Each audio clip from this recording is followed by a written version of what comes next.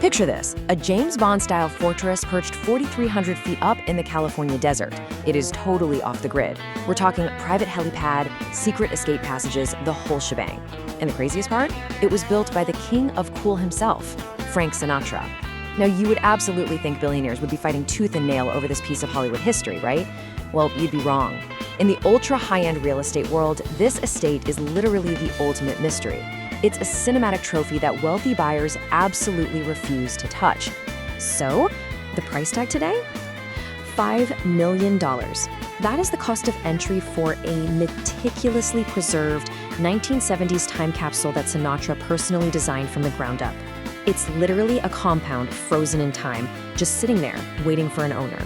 Okay, let's dive into this because we have one of the most culturally significant homes in America, built by one of the most famous men of the 20th century, and it is practically begging for a buyer. To figure out why no one wants it today, we actually have to uncover exactly why Frank Sinatra built it in the first place. Section 1. The Unsellable Mountain Fortress. Let's talk about the sheer scale of this place.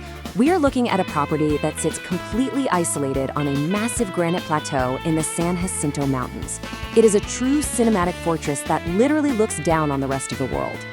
The specs here are just staggering. The compound sprawls across 7.5 acres. It boasts 9 bedrooms, 13 bathrooms, and get this, 9 massive stone fireplaces. And, because you don't build a mountain fortress just to sit in traffic, it comes complete with a 24-hour illuminated private helipad. From up there, the unobstructed 360-degree views of the Coachella Valley are frankly breathtaking. But here's the catch. Despite the Hollywood pedigree and those insane resort-level amenities, the property has bounced on and off the market for over 15 years.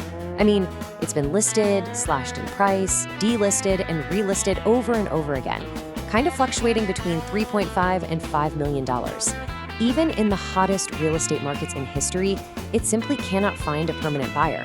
Which brings us to a huge curiosity gap. Sinatra loved Palm Springs. I mean, he was the life of the party down in the valley. So what happened? Why did he suddenly abandon the highly visible desert floor to build a fortified hideaway at the top of a remote mountain? Section 2. The Ultimate Presidential Snub.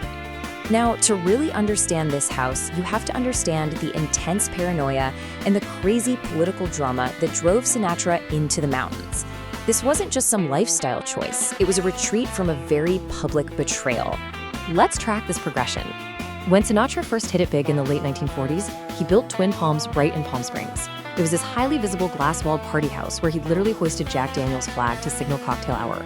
Then, in the late 50s, he moved to the compound in Rancho Mirage, which gave him a bit more space but still sat right on a very public country club golf course.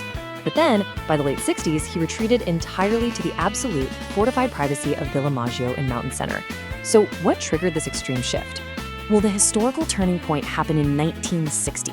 Sinatra famously hosted John F. Kennedy at his Rancho Mirage compound, and he even installed a plaque to commemorate the visit. But a couple of years later, when JFK was planning another trip to the desert, Attorney General Robert F. Kennedy stepped in. He actually advised the president to stay with Bing Crosby instead, citing concerns over Sinatra's alleged ties to organized crime. Yep, the leader of the free world canceled his stay at Sinatra's house. And man, an outraged Sinatra literally took a sledgehammer to the guest quarters he had built specifically for the president. He was furious. This very public snub not only caused Sinatra to shift his political allegiance entirely from the Democratic to the Republican Party, but it fundamentally changed how he lived. He realized the valley floor was just way too exposed, too political, and way too public. He needed an impenetrable hideaway. So think about it.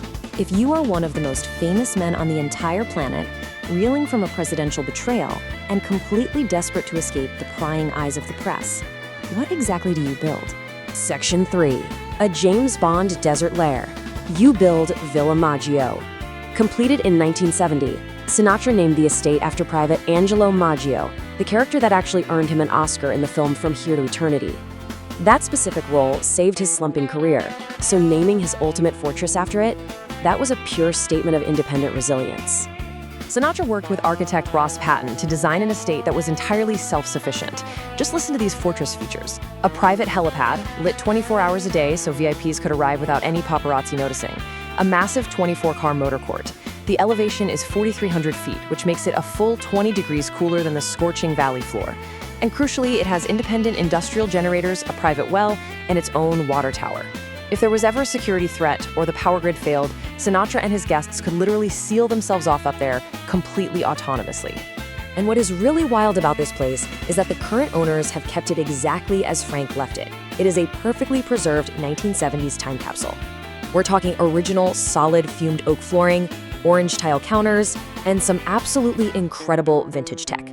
The kitchen island still has the original Ronson food mat built right into it.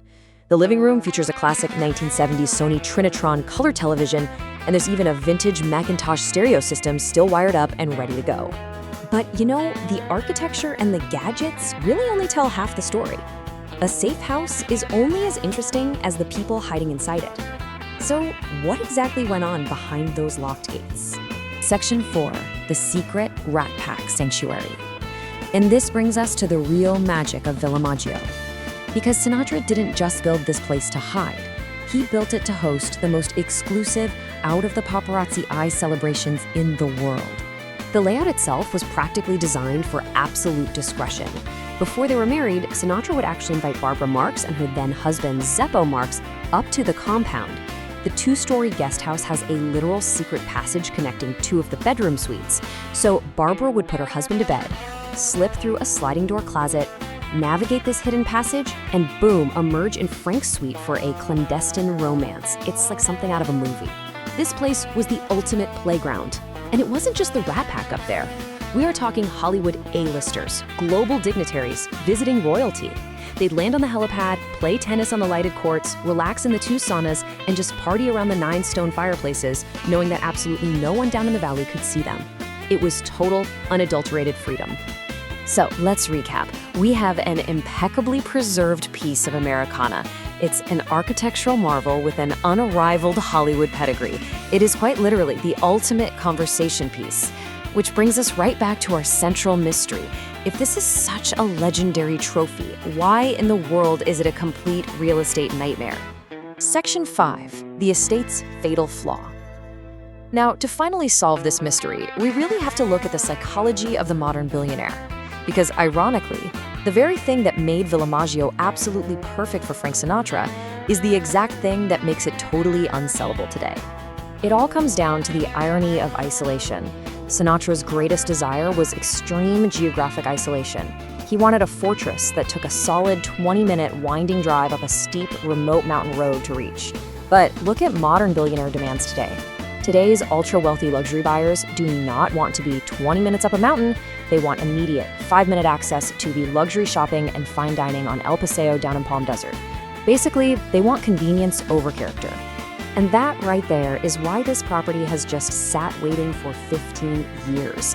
For most contemporary buyers, that daily commute down a winding mountain road completely outweighs the appeal of owning a perfectly preserved mid-century time capsule. So Villa Maggio remains this exclusive, unsellable trophy, just waiting for a very specific type of collector, someone who values historical preservation and total privacy way above modern convenience.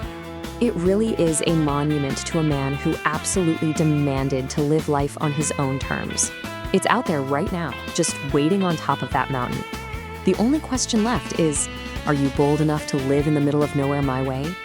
If you loved this deep dive into the secrets of Villa Maggio, make sure to hit that like button, drop a comment below on what you do with a secret closet passage, and subscribe so you never miss our next explainer.